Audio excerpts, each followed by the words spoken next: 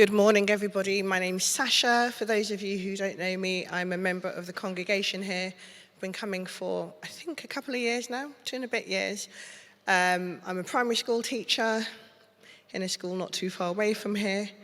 And I've come to talk to you about this topic of Jesus as the gate. Now, what's happened is, because God is so good, through the worship, the songs that came up, I had no idea which songs were going to come up, but so many of the themes were coming through, and then through the words that were given. So I just leaned over to Matt and said, I think it's done. I don't actually need to do this talk, do I? But he just went, do the talk. So, as one who is willing to be subject to authority, I'm going to carry on and do the talk. So this is my talk, Mark 2.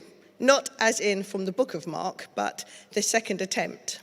And when we get to the end, we'll see whether there should have been a Mark 3 or not.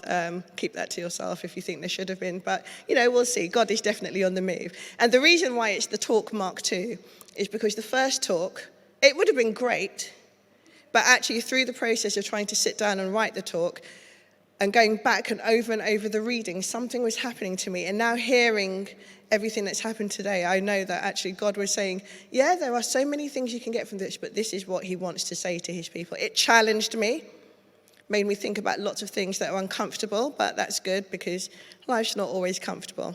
Anyway, if you're confused, don't worry, bear with me, and we'll go on this journey. So I have a question. Have you ever experienced pain? And I'm not talking about the kind of pain that you get like the time I dropped an iPad on my foot and damaged my big toe. I mean, that hurt. But I'm talking about the kind of pain that runs so deeply without you realizing it shapes who you are. It changes who you are. And it could be a physical pain when you suffered a pain for so long that it's debilitating and it takes over who you are. Because physically debilitating pain, it can be personality altering, can't it? And it could be an emotional pain, either from abusive or neglective relationships, or you might have spent your childhood or other formative times in the presence of people who belittle, humiliate, and neglect you, and they might send either overt or subliminal messages that shape the perspective of who you and what you are. Might be what society has to say about you and where you do or don't fit in. But the problem with those sorts of pains when we have them is that they can so easily take over. And we start to have this sort of symbiotic relationship with the pain, and you don't know how to separate yourself from the pain, even if we wanted to. And you might have tried lots of ways to get rid of the pain. Medication, therapy, self-medicating, medicinal compound, comfort eating, or you might have tried nothing. And by the way, I'm not saying that pain relief is bad. Prescription medicines we know are good. Therapy is good. More people should have it. But I'm focused on when we're trying everything and the pain's still there. What happens if those things don't work or they only partially work? Where do we go then for freedom? A few years ago, I tore my rotator cuff. The rotator cuff is a muscle in your shoulder. I did it sprinting. And actually, I was so busy running, competitive streak, so busy running, I didn't even notice that I'd injured myself until the running stopped. But then came the pain. It is the worst physical pain I have ever experienced. If you gave me the choice of giving birth again or tearing my rotator cuff, I would give birth. Obviously, I don't want any more children because I've got a 17-year-old and I'm nearly free. But, I'm talking about the pain scale here. It was awful. It was so bad that when I went to see my GP, she managed to get me physio within 2 days. God bless the NHS, but that's when you know things are bad, when you're like, okay, yeah, we can have you right in physio. Couldn't raise my right arm. I'm right-handed. Was also single parent to a 5-year-old, one working arm. And the first few mornings were such a feat. They left me physically and emotionally exhausted. So I went back to my doctor. I'm like, yeah, the physio is great, but in the meantime, I need something else. So she prescribed me pain relief. And between pain relief and physio, I was on the way. There was still some pain, but I learnt to live with the lesser pain and was so thankful for the medication that took away the really big pain.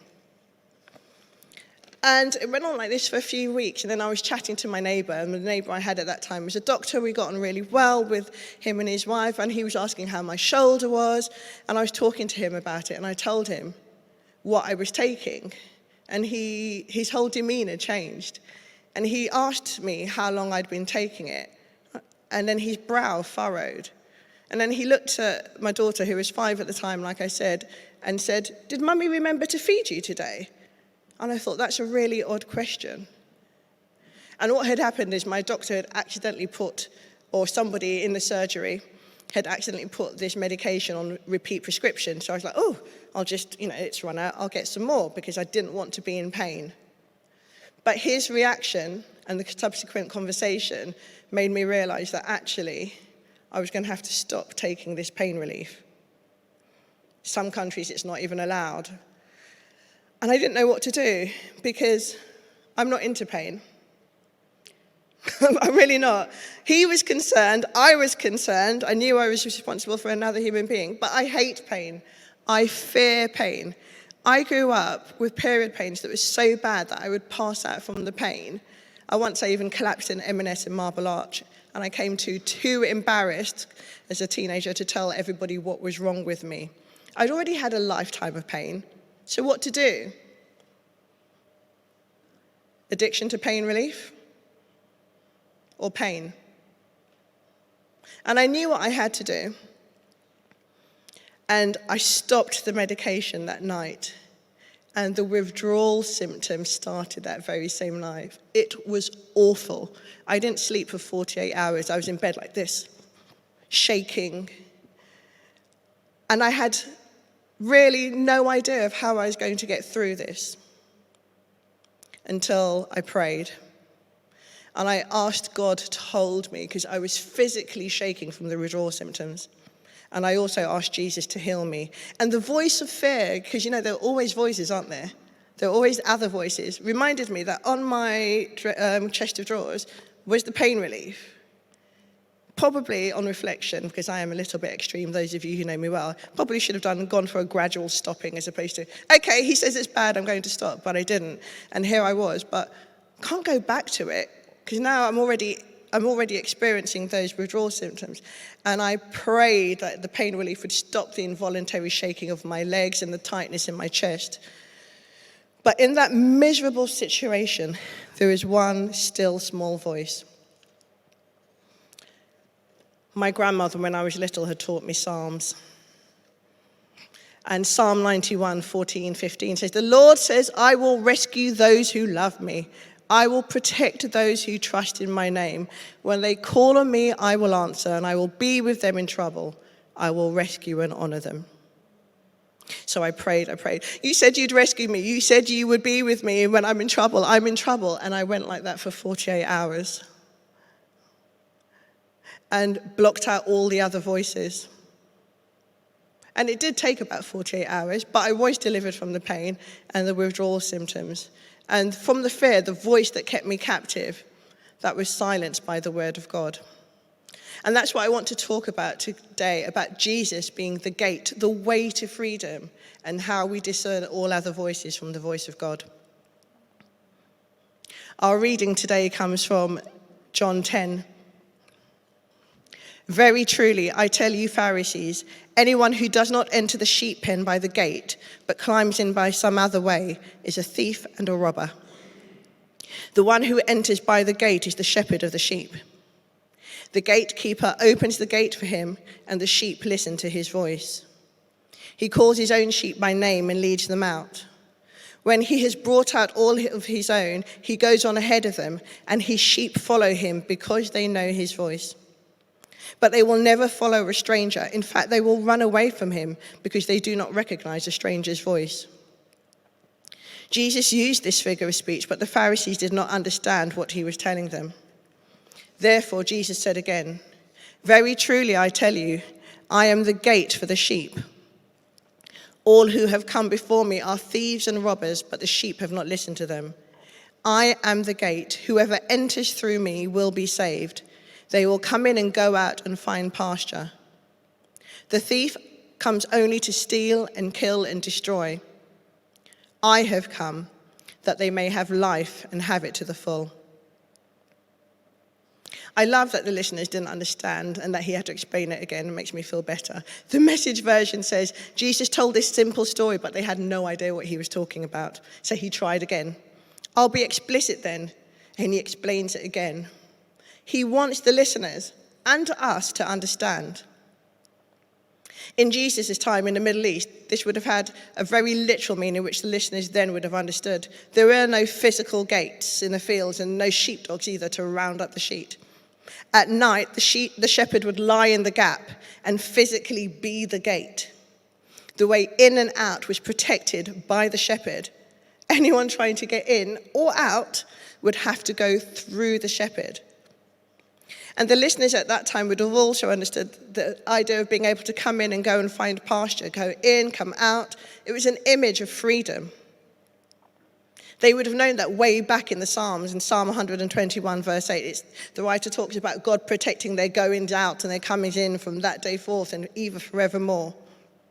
They would have perhaps remembered that in Exodus, he brought the people of Israel out, carving a path through the Red Sea, the water that brought freedom, a path which he then closed to Pharaoh's army.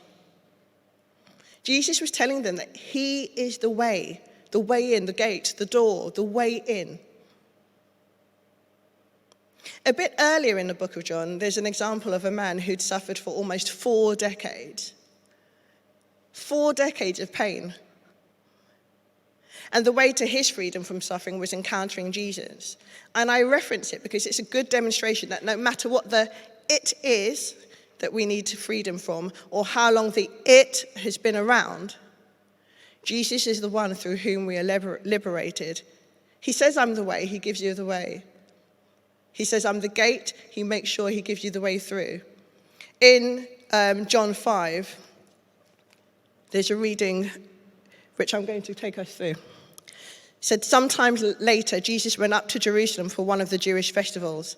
Now there is in Jerusalem near the sheep gate a pool, where in Aramaic it is called Bethesda, and which is surrounded by 5 covered colonnades. Here a great number of disabled people used to lie, the blind, the lame, the paralyzed. And one who was there had been an invalid for 38 years. When Jesus saw him lying there and learned that he had been in this condition for a long time, he asked him, do you want to get well?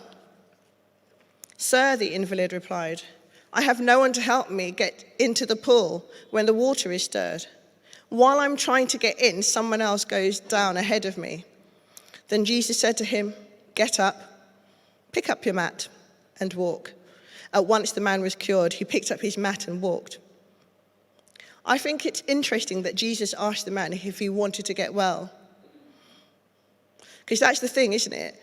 Sometimes, like I say, that pain has become such a part of us. We don't know, it's shaped us. It might, if it's emotional pain, it might have shaped all of our interactions and the kinds of relationships and the things that we have. I mean, it hadn't been 38 years when I'd had my rotator cuff pain, but it was long enough for me to be dependent on something. It was long enough for me to have fear of what the alternative was. Did I want to get well? Sometimes the getting well is a scary prospect. You know, pain alters us. It alters the way we walk or our gait. Like when I dropped the iPad on my foot, that really did alter how I walked, quite literally and physically. And we adopt it. And the man at the pool was so close, wasn't he? He was so close. He was at the pool. But when he tried to get into the pool, which he thought was going to be his way to be healed, others went past him. It was when the tradition that when the water stirred in the pool, you had to get in to be healed while the waters were moving. But what if you can't walk? What if you can't get in? Then along came Jesus, the way, the gate to freedom, the one who is the way in and the way out. Can you imagine Jesus asking us, do you want to get well? It might be for us, do we want to have good relationships? Do we want to be free of negative self-talk? Do we want to be free of pain? What is it that we want to get well from? He's asking us, do we want to know his peace, his stillness, his healing? And then imagine us just saying, yes. And him saying, okay then. Okay then, trust me. Okay then, go through with me. Pick up your mat, whatever it is that mat represents for us. Because he's consistent, you see. He doesn't change. The same Jesus that healed the man at the pool is the same Jesus today and forever. He will say to us what he said to the man at the pool. Get up, pick up your mat and walk. Can you imagine our burdens being lifted in an instant? Matt was saying the journey back, so quick. When we make it harder for ourselves, from deep suffering to freedom. And we think about it, okay, the man could walk. But through Jesus, he could do so much more. He could work, he could dance, hang out with his friends. Instead of needing lifted, he might become someone who can lift others, because that's what freedom does for us.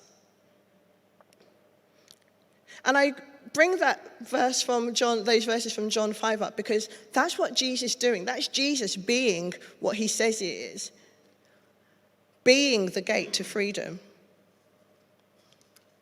So back to John 10. When Jesus says, very truly I tell you, I am the gate for the sheep. In case any of us are confused, we are the sheep.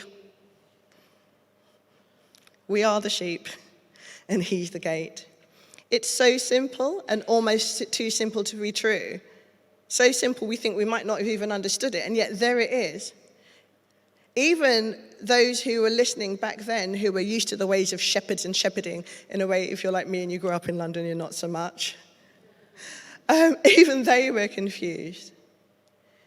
But I think Jesus is saying whatever it is we're looking for, peace, love, security, a satisfied soul, that taste of heaven on earth, there is one way. He's the way. That permanent peace for the soul we search for, that sense of being loved, it's not found in a bottle or a retreat in Peru. That's become so popular. Have you noticed people in the air hold? Anyway, let's not go down that road. But, we don't need to go to South America, lock ourselves away, inhale, breathe stuff. Right here, right now, there's freedom. It's found in Jesus. He's the door, the gate, the way through it.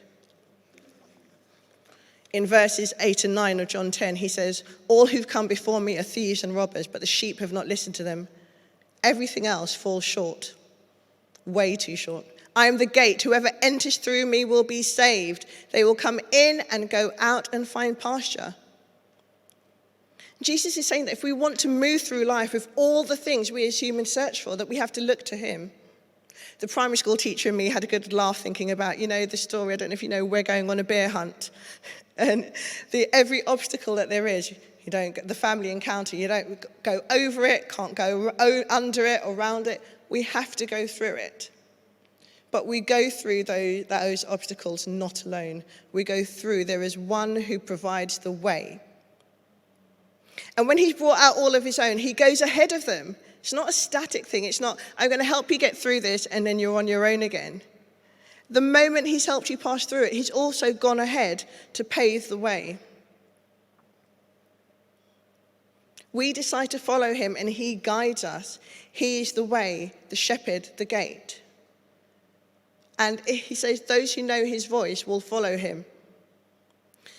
And I guess for us here today, we have to think about a couple of things. Where are we trying to get to? And are we going there via Jesus? And if we are, do we know his voice? I like the line, in the song Come to the Altar, where it asks, have you come to the end of yourself? I've been there a few times in life. So busy trying to fix things myself that I've run out of steam, physically, emotionally. Been so close like the man at the pool, and yet not quite there yet there. Not realizing too late that the way to freedom from whatever it was is and always will be Jesus. The freedom to go in and out and enjoy good pasture. That's what Jesus promises us. And then, how do we hear his voice? How do we know? And the only way I can think of is spending time in his word, by stilling ourselves in his presence, that we hear the voice that quiets us with love. Because there are so many voices that tell us we're not good enough, or we won't be able to stand, or all sorts of things. But every single voice, whether it's your own or someone else's, can be measured up against God's word. What does he say about us? You know, I joke at home sometimes about the fact that, well, I over time I've learned to care a lot less about what people think about me. And I joke and I say, I'm not an Instagram post. I'm not living my life for likes. You know, that's not where I am. But it's interesting. As a parent, I find that sometimes I hear the things that have been said to my daughter, and they bring out real rage in me. The kind of rage that is probably irrational, but, you know, that's how it makes me feel. And I'm quite proud of myself, because last week she told me something, and I think I must be growing up finally, because I held my rage together. But she was telling me about something a teacher had said to her. And it was particularly hurtful because she had a good relationship with that teacher all her way through secondary school. She's now in year 12. And also, she hadn't really done anything badly wrong. Now, don't get me wrong, I am not that parent. If she's done something wrong, I will tell her. But the teacher had said something to her, and over something really minor, which I won't go into, I've checked what I am and not allowed to say about the situation, you know, in fact, because it's not just personal to me. But the teacher then said, I've known you since year 7. I'm so disappointed in you. Now, I told my daughter really clearly, 1, that is disproportionate to the crime of forgetting to take in your French dictionary, being one of the things she was disappointed in. I'm sorry, please. Also, if you've known her since year 7, you'll know that she always has everything. But so what? And the other thing I said to her, and I like to first name the teachers when they get on my nerves, sorry. But, you know, tell her, she can stick her disappointment. I mean, obviously don't go and physically tell her, but she can stick her disappointment. Because don't let that stuff infiltrate you. Does she know who you are? Does she know that you're a child of God? Do you know who you are? Don't take on board someone else's disappointment over nonsense or even over bigger things. We're not here to beat ourselves over the head. What does God say who you are? It's funny. In here I've got, if you don't like the song, which we then ended up singing, who the Son sets free is free indeed. I'm a child of God. Yes, I am. When that came up, I had no idea that was on Shane's list of songs. But I thought, yeah, all right. You're a child of God. You don't need to be tied up in someone's disappointment over nonsense. Whose voice are you listening to? Right, don't worry. Just ignore that. Continue being in the presence and in the knowledge of who you are, because there is one who has come to set you free. Those other voices, those ones that come before, those ones who might try and run alongside, they've come to rob you, steal from you, steal your joy, steal your peace. You're a child of God. Who the Son sets free is free indeed. And we have to be guarded, even if that voice is our own. If it's not aligned with who or what God says about us, please, let's all put it to one side. Because the voices that do not build up or edify, they destroy.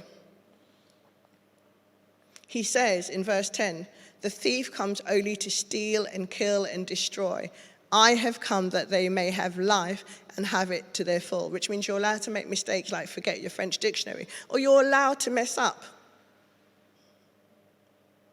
I worked a few years ago for someone who was not the easiest person to work with, but was very emotionally manipulative of all of the people within the school. And she had certain ways. And on the outside looking in, I just thought, this is madness. I bided my time. But when I told her that I was ready to move on, she had, well, I think you're making a mistake. And I said, well, what's your point? You know, it won't be I said, well, it won't be the first mistake I've made, and it's definitely not going to be the last. And I said, and furthermore, I'm not asking for your opinion on this matter. I'm just telling you, I'm off. And she said to me, do you mean my opinion doesn't matter? And I said, are you God? What? No, your opinion about what I'm doing with my life doesn't matter, because there's one who's the way through this life, And that same one promises me that wherever I go, whether it's right or wrong or a mistake, he is going ahead of me. So I'm good. I'll take my chances, because I know who it is that I'm taking my chances with. Like I say, whether it's our own voice or the voice of others. I know I've been guilty of negative self-talk, because we all do at some point, as well as the negative talk of others. I grew up with one very critical parent where nothing was ever good enough. We talk about it now. We say it's, you know that song when Prince, When Doves Cry? Maybe I'm just like my mother, she's never satisfied. But I had to learn and instill that. Now I can look back and go, and still learn that most of what has been said to me or spoken over me is not aligned with who God says I am. And what my daughter will tell me, or some people say that is, oh, she's so arrogant. I don't really care what you think. It's a confidence in God. It's a confidence in God, who God says I am. That's it. He says that he loves me. He chose me. I am who he says I am. I'm loving the tunes today. It's so aligned, but it's so true. I'm trusting in one who knows me way better than anyone else, because anyone who's criticizing me, they haven't seen what God's seen of me. And if he can love me, who is anyone else, you know? He's not condemning me. Sometimes my own voice will haul me over the coals about something. But yet I know that God knows I'm far from perfect. I'm not God, I'm not Jesus. How can I be perfect? And yet he delights in me. So I choose to know God's voice through his word, and choose not to listen to the other voices, even my own, because they rob me and steal me of current joy and any hope of actually moving forward and doing the things that I'm supposed to do well.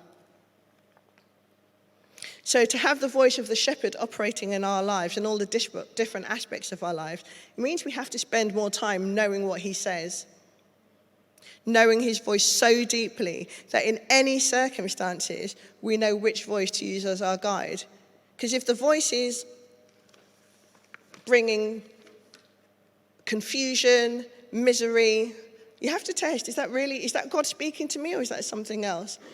I remember Eileen spoke a few months ago, and one of the things she said was knowing that actually God is not a God of chaos. So when the voices are leading you into chaos, you have to be really careful and check those voices. When I first became a Christian, I was 14, and I'd grown up with a few psalms and New Year's Eve services. But I didn't really go to church, didn't really have a connection. And I just remember the word of God. I knew that I needed to know more. So I went to W.H. Smith's in Kilburn. Yes, because it is that old. And luckily they sold Bibles. And I remember reading, and just the more I knew, the more I wanted to know. I didn't know any better, so I started at Genesis. Don't do that. But, I knew, and I read through the night because I had this thirst. And then I went to a church because I knew I needed more, and I needed people to explain things to me. But the word of God assured me that through every trial and tribulation, there is a way, there is a gate, there is one who takes me through. And so the absence of that anchor is, I know, when I find myself floating all at sea, and then I have to remind myself, okay, you know why this is? I'm trying other things, they're not working. I need to bring it back to God. I need to focus on Jesus my way through. And so the choice is ours. What are our options? We can go our own way, hold on to any pain, fearing what happens when we stop the pain relief. Or we could go to Jesus and enter into his freedom. We can live life with him, have his joy, his peace, his power, spend time in his word, getting to know his voice so we can bat away all the other voices. And know that peace here and now, today. And whatever it is that we're facing today, and however we do go through it, we need to know that in these circumstances, he is the way. There is a gate to the green pastures, and that gate's name is Jesus. I mean, we're so lucky now. We've got the internet. We can just go, what does the Bible say about X? And it'll give us verses. In the old days, when I was growing up and there was no internet, had to try and go and search or hope it would open somewhere and there'd be a revelation. But whatever the circumstances, there is a way. and his name is Jesus. So I'm going to end by saying, if you're here and you're carrying a pain that nothing else and no one has taken away, there is freedom for you today. You may be someone who much has been said about you, either by other people, and then you've taken it on board and added to it with your own negative self-talk, and it might have worn you down. Please, today, let go. I invite you to learn and hear what God has to say about you, and to hear and understand and know and feel how deeply you are loved by him. I'm going to hand you back to Andy.